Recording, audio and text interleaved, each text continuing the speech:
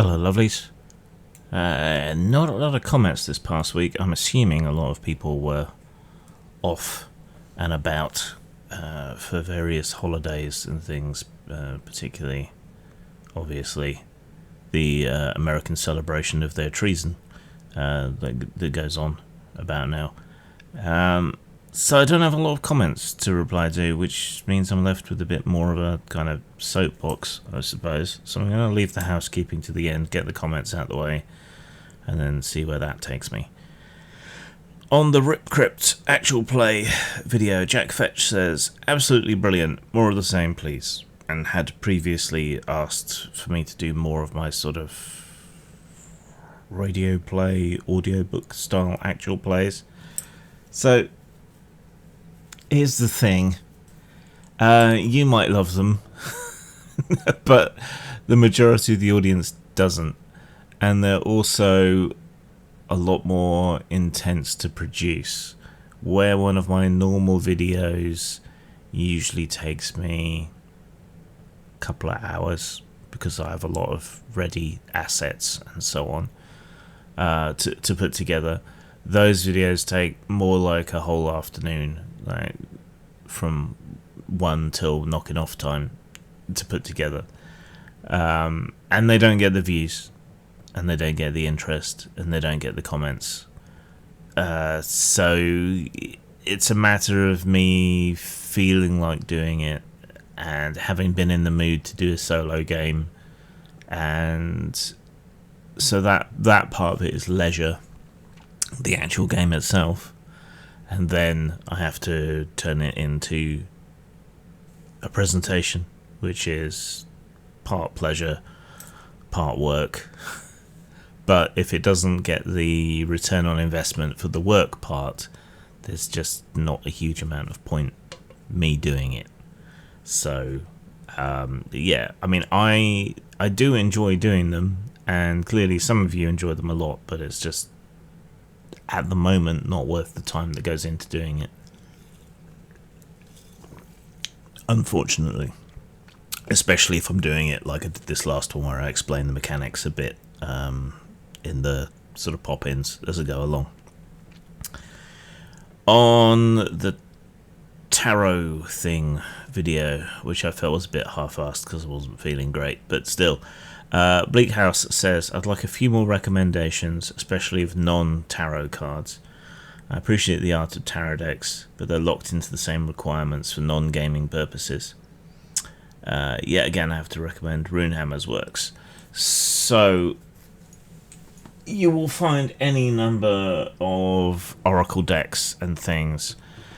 I quite like using tarot decks, particularly ones that properly illustrate the number cards as well as the major arcana, because you have that degree of consistency and crossover, and you get to learn what, at least vaguely, the various cards mean and so on. There are, however, plenty of other Oracle decks, card decks, and there are also more abstract tarot decks, like the Intui cards I've got are not a tarot deck, and they're not illustrations, they're abstract images, but I find that can still be useful due to the way that your mind interprets the imagery on those cards. But yeah, you can find plenty of others on all sorts of themes. What I would suggest then is to go to something like Temu or Wish, look up divinatory cards, oracle cards, tarot cards, and you will get hits and returns that aren't tarot cards. So you can then get a look at those and then use those as a basis to search to see if those have been ripped off from somewhere, some independent artist or something, and sort of search backwards from there to find the original source and make sure the original artists and so on get paid, unless they're being absurd with how much they're charging, of course, in which case if you want some cheap disposable cards you can just stay where you are, I guess. on an old video, a review of Tenra Bansho Zero, Old Hat AN said, "One thing I've noticed about Japanese TTRPGs is that a lot of them seem to be written for people who have no knowledge of TTRPGs whatsoever. They explain everything and include a ton of examples. Sword World is like this. The system is actually pretty simple, but all of the explanations and examples make the 3 core books something like 750 pages long." Yeah, and given how averse Japanese RPG books are to illustrations, most of that's probably text. Well, when it comes to that, I don't think it's bad necessarily to approach from that point of view, and it's certainly not bad to include lots of examples and things, but I think it's a bit different in the West. We assume that people going for anything other than D&D probably have a basic working understanding of how TTRPGs work, whereas that may not quite be the case in Japan. I mean, D&D had a hard time taking off, which is why Sword World is pretty much the default there, and it's only much later that things like Call of Cthulhu have been able to take off. So, I mean, that's part of the reason I'm so fascinated with Japanese, Korean and other RPGs, is because they have this different history and therefore this different approach, and because D&D hasn't been as dominant there as it has everywhere else in the world.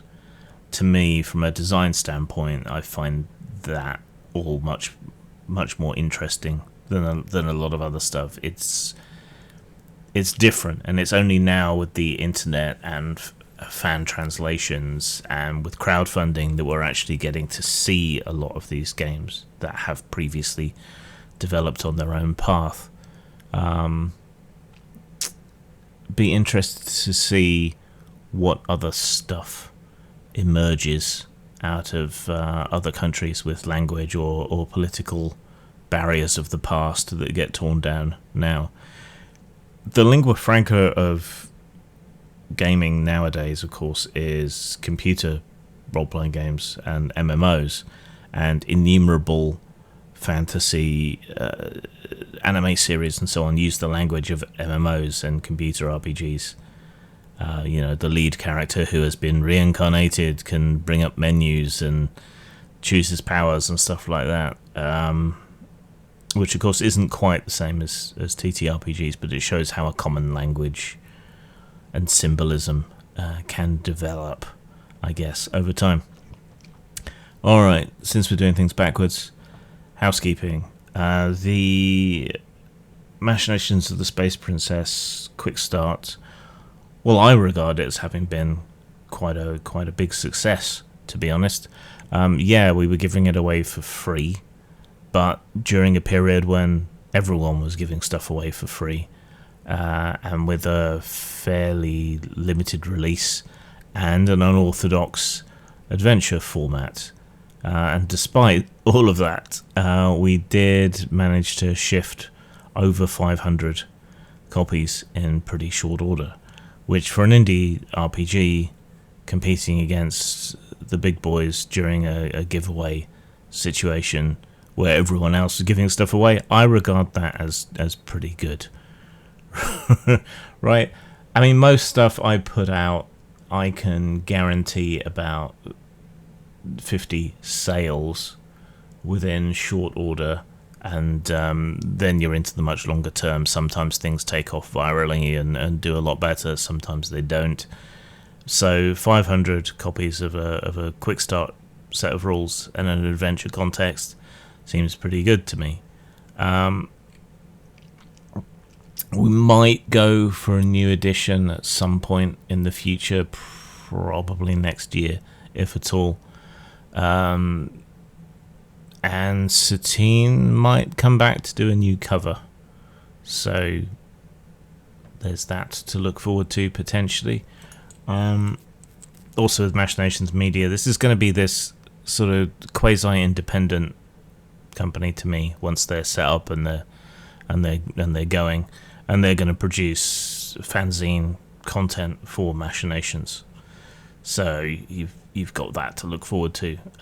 It'll be probably on a subscription model, just like a magazine from back in the old days, and will contain adventures and bits and bobs and other nonsense.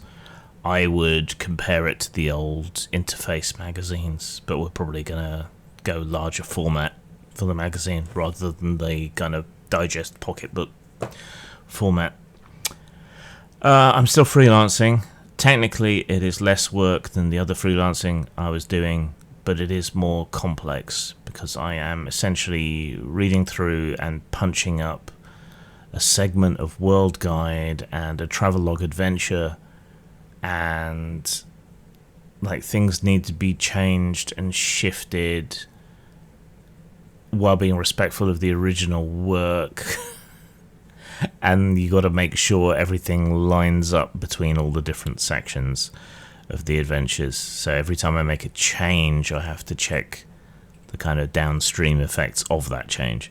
So technically it's less work, but it is more complicated and more long-winded. And then after that, maybe I can get back to my own stuff. As you know, I am a bit disabled. And have mental health issues, and recently the support that I get for these conditions was placed under threat by welfare reforms, and this despite us having an ostensibly left-wing government in. Particularly the personal independence payment was placed under threat, and that's the bulk of the assistance that I do get. Which helps me work and helps with day-to-day sort of additional costs, issues, and so on that arise from being disabled, which is something that people didn't seem to understand. Anyway, the government has almost fully backed down on that. They should never have done this in the first place. Things are delayed, but for now, the future looks a little bit more secure, at least for another 4 years or so. The problem I have with all of this is that, well, it is ostensibly a left-wing government, and actions like this are not very left-wing of them. And people voted for them to get an alternative to the right wing. The penny pinching, the austerity, placing the burden of keeping society going on the poorest and most vulnerable in our society rather than the richest and the most powerful. And yet this ostensibly left-wing party kept following the same model, which was a mistake politically, economically, every other way. We're fortunate in that the far right seems to be imploding again. We have to hope that they stay imploded until the next election, but with all the mainstream parties fumbling, bumbling, and failing to address people's issues, it does unfortunately seem quite likely that some sort of far-right putsch is going to take place in the future here, despite having seen how badly that has all gone for the United States. So, I mean, yay, my disability payments will continue. Boo, after 5 years I might end up pushed into an oven. So you know, swings and roundabouts. You've got to take the rough with the smooth. Lastly, right, well, as again, as you should know if you hang around here, I am adult work adjacent, and there are fresh concerns in adult spaces because Sweden, of all places, brought in rather new swinging and punishing laws around adult work online, such as webcamming and so on, that are more in line with their equally peculiarly unenlightened approach to prostitution and like in-person sex work. The practical upshot of which is that it has now abruptly become a lot more difficult for adult workers based in Sweden or operating in Sweden and so on, and a lot of adult companies, payment processors and so on have tightened restrictions yet again as a result of what's gone in Sweden. And the Swedish approach may well spread like a cancer, as has their approach to in-person sex work. It is weird because we think of Scandinavian nations as being,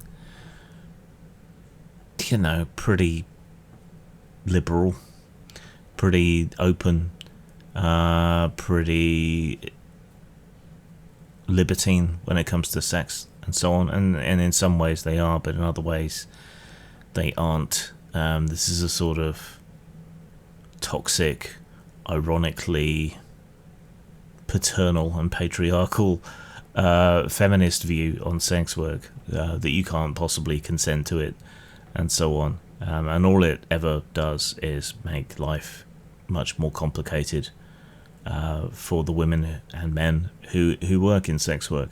And so yeah, bit of an issue. Hasn't really hit Tabletopless yet, but it might. And if you care at all about free expression, free love, all of that sort of jazz, all that hippie libertine bullshit that I like, then you might want to keep an eye on developments around that. And if you indulge in adult entertainment, it is worth being aware of these kind of shifts and law changes and so on. And one should also probably keep an eye on the US, because it was a major thing for Project 2025 to try and stamp out pornography or make it a lot more difficult to produce and to access. So yeah, to the barricades for your right to fap. Take it easy, Zang. The world is full of terrible erotica, exacerbated by the existence of the internet and the low barrier to entry. And no, it's not just men describing women in terms of how their boobies jiggle. Now you too can churn out cringeworthy, barely literate erotic nonsense with filthy shades cliché. 2 players, one the dom, one the sub, fill out bingo cards with awful words and props, and then try to fit them into their purple prose over several rounds of foreplay, sex, and aftermath. Whoever scores the most by working their words into their florid gibberish wins. This game was knocked up in an afternoon, but it only cost 50 cents, so bite me. Available at DriveThruRPG and post-mort.com. Murder me and fuck my skull. Put my body in a vat of acid. Put my brain into a jar. Show it to your friends. Bring my teeth to the dentist, but the dentist doesn't want them. So light them on fire and leave them on his car. Murder me.